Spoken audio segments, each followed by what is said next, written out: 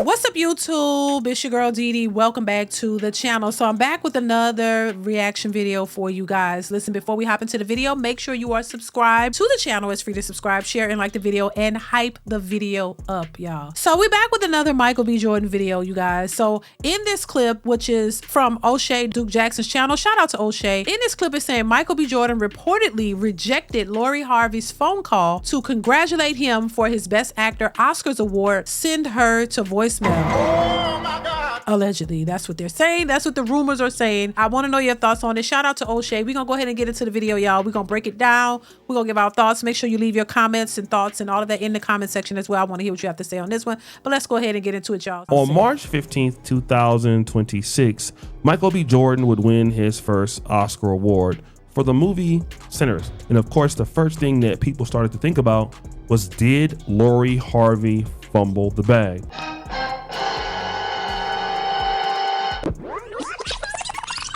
In 2022, Lori Harvey allegedly is the one that forced the breakup with Michael B. Jordan. He was still an A-list actor at that time, but he was not the A-list actor and producer and director that he is now.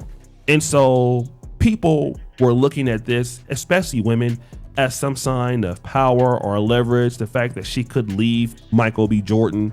And that's the whole sort of get up there. So in the last 4 years, his value has really compounded in the positive direction. And Lori Harvey has kind of stayed exactly where she is. And then now the rumor is that Lori Harvey reached out to Michael B. Jordan to congratulate him on his win for Sinners, and she was ignored by him. Now, before we continue, some would argue, we gotta go there, that some would argue that, hey, there's nothing wrong with her reaching out to congratulate him. Most women would be like, there's nothing wrong with that. I'm pretty sure men will look at it and say, oh, you know, most women, not too many men. Men probably understand it a little bit better, seeing as they're saying that she is the one who broke off the relationship for whatever reason, we don't know. But most women would say there's nothing wrong with her calling him up to congratulate him. They were in a relationship, so what's wrong with that? Well, I think that's because a lot of women don't understand how men move. You don't understand how men think, and you don't understand what a man goes through when a woman walks away from them. So it's a different response. Women don't see a problem with a lot of things that men see major problems with. So that already should tell you how different we are and how different we think and how different we move. So if you're thinking like a man, most men would understand why he didn't answer that call. Oh my God. Most men would understand why he didn't give it any attention, because he doesn't want to allow any type of that space to come in and disrupt what he got going on.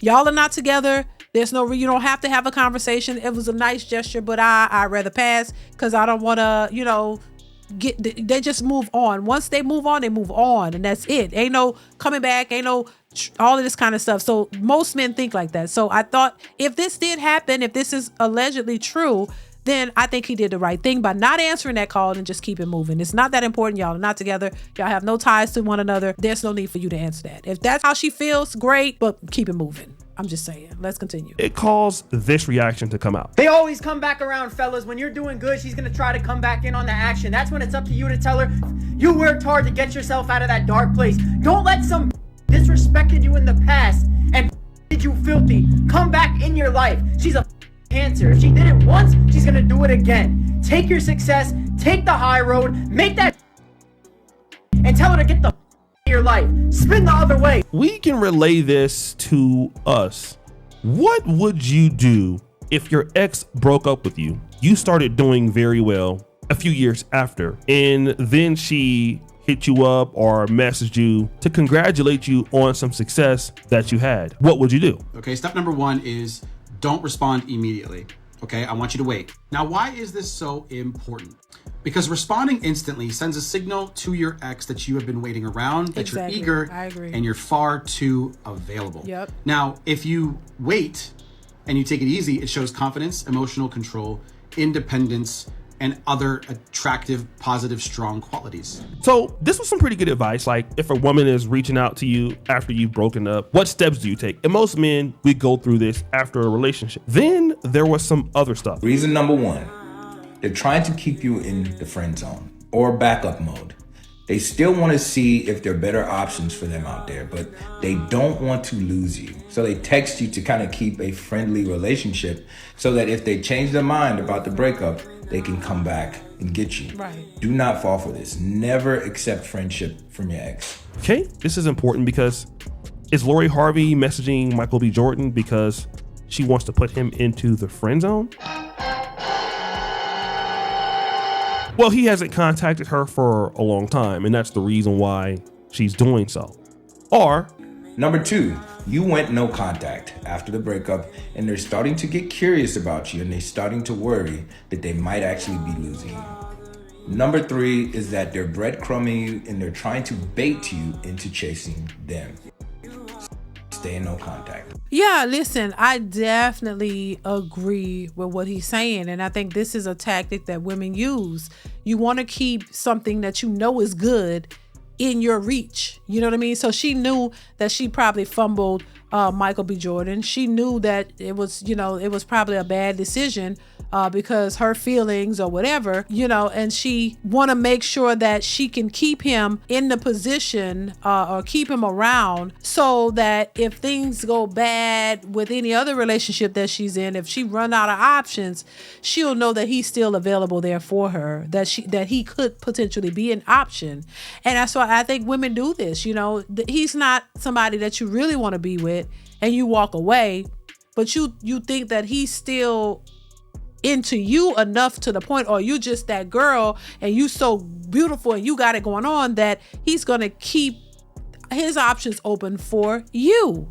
But what they don't realize is that a lot of men move on, and it doesn't matter how beautiful you are, doesn't matter who you are. Once you walk away, you kind of, you do something to them. When you basically show them what you are capable of doing. And when women show men what they're capable of doing, it changes them in a sense. Because now they realize they don't see you in the way that they normally see you. They see you in a different way that shows, oh, okay, in the right scenario, you would do this. You would do X, Y, Z. So now it's like their guard is up and now they don't trust you. So this is why it's difficult for them to accept you back once you violate them or do something to them to show mistrust. You get what I'm saying? Or that they're not trustworthy in your book, that you are not who they thought you were. And so that could have been a situation with Lori Harvey and Michael B. Jordan. Look, he's moved on. She wanted to go. He's not going to run behind you and chase you to get you back. And I think a lot of women believe that that's what men should do. Even though you're telling them, hey, I want to move on. I don't think this is going to work. You still in the back of your mind want this man to chase you. You want him to keep running behind you to make you feel good so you could keep saying no. But the only reason they do that is because they know that if you're that desperate and you really want them, that they could go off and screw whoever, be in completely different relationships. And then when those relationships don't work out, they always have you in their back pocket. They always have you in the friend zone waiting for you to come around. And that's what women want. They want to know that they got you secured no matter what they do, no matter how reckless they are, no matter how many times they show you that they don't choose you. They still want you to be lingering around just to be ready and willing to accept them back because you're so hung up over them. You're so, wanting them so bad. They can do anything and you just going to still be waiting. So they can go all the way around, wait till they go get in their 30s and 40s, ran through, married, divorced, all of that, and they know that you still got a love for them that's just waiting, and you'll do anything for them, and so you'll quit what you're doing to go get them because that's how much that's what they want you to be, so they can always have an option available when they're ready. And that's exactly what Steve Harvey did, in my opinion. Her stepdaddy, Steve Harvey, did the same thing. He told Marjorie he been wanting her years ago, but she basically let him know, baby, you ain't got enough clout for me. You ain't got enough money for me. So he waited and said, oh, I'm gonna show you, or I'm gonna go make it big and I'm coming get you. And so that's exactly what he did. And she knew what type of dude that was. He wasn't her choice. She was into the drug lords and stuff from what I've heard. So she didn't want him, but he said, I want her. Ooh, she was bad. And he had never had no bad woman looking like bad be like that. So it's like, oh yeah, I gotta get you. Because I seen the ex-wives and they didn't look like her. So after him, that was like, oh, I gotta get this paper because that's the only reason I could get her. I had to get the paper. So he went got the paper and then he got her. But was she his first pick? No. She told him, the only way this gonna work, baby, if you got some paper. Because I can't get with you without no money. I ain't gonna be struggling with you. You know, you ain't really what I want, so I ain't gonna accept you, and you ain't got no paper, so you gotta get the paper. He went got that paper, he went for her, and now he got it. That made him feel good, and allegedly, it might not be working out so well, which I wouldn't be shocked, but you know, that's their business. So that's basically what a lot of women tend to do, especially women who are attractive and attracted, and when they have a lot of men attracted to them, they try to have these men in their back pocket. So when they've done everything that they wanted to do, and they went in circles and tried everything they wanted to try, and it don't work out, they have you waiting because they know you head over heels for them, and you just gonna be sitting there waiting to get the scraps of them or what's left over from them, and you gonna be willing to pour your all into them, and you are really not the man that they really want. They just know that you're loyal to them, and they could use you in that way, honey. So I wouldn't be surprised if she did reach out to him to see where his head is at. If he didn't respond like they're saying, then she knows now she can't use him. He's not waiting. He's moved on, and she gonna just have to move on too and continue to move on. And she can't go back and pick him up as an option later on when everything else has failed for her. You know, this man is thriving. He's successful, and he was successful when she met him. So I don't, this Oscar is just a cherry on the top. He was already successful. He seemed to be a decent enough man to where they could have worked it out, but she thinks she's better than the program. She thinks she can do better. So go ahead and try to do better and just leave him alone because he's moved on. And he's not sitting back waiting for you, waiting to pick up the pieces with you. No. And I don't think that he should sit there and do that. I don't think any man should. You have to know your worth and know who you are and your value that you contribute, and move on and find somebody else. If you ask me, I think him and I don't know, they say Tessa is her name, Tessa Thompson. I think they said she's married or she's in a relationship, but them two seem like they got a lot of good chemistry together. It seemed like they could be in a match, but I don't know. But yeah, they definitely seem real cool and close and stuff. Shit, how that might be a better match than Lori Harvey. I'm just saying, I don't know, child.